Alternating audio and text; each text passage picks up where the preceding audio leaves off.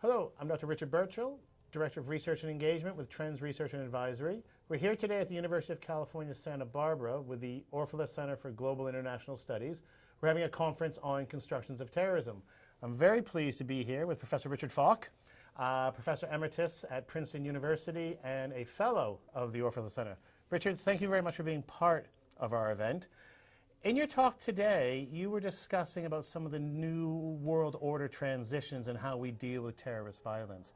I wonder if you could just expand upon that a little bit for us, please. Well, I think this whole conference has been very stimulating to me because it's really looked at the more profound implications of the terrorist discourse and what to do about it, what not to do about it, and how major governments have understood and misunderstood in trying to make some kind of effective challenge, effective response to the challenge of these extraordinary incidents of terrorism, the Paris attacks being the most recent, 9/11, and I was trying to focus on this impact of what I called megaterrorism, megaterrorist events.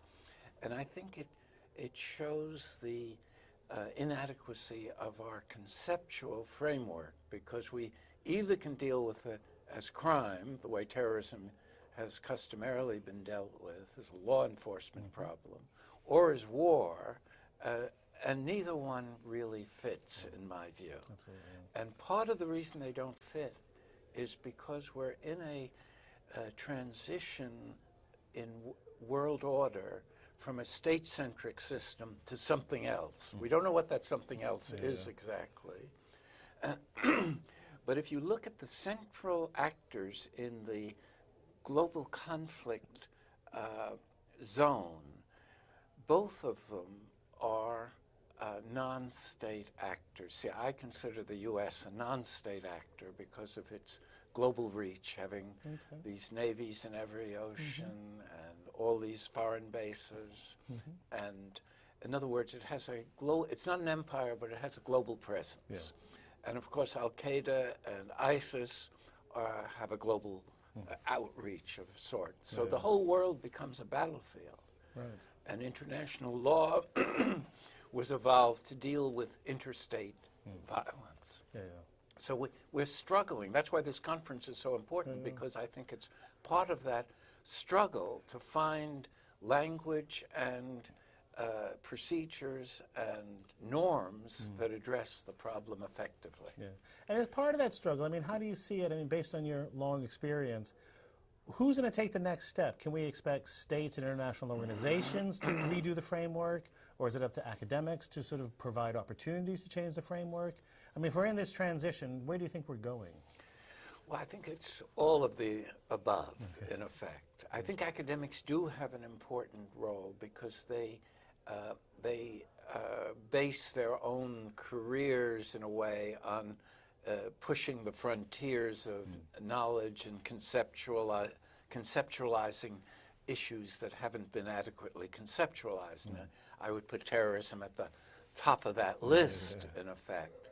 And I think there's a kind of interface between academics and policymakers, the policy community and the intelligence community.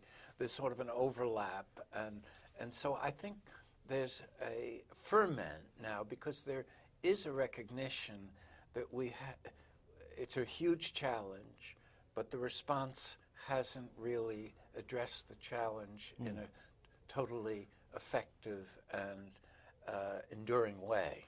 But isn't that the biggest problem we face? States do as states do. They're not going to change their behavior. They're not going to come up with something new.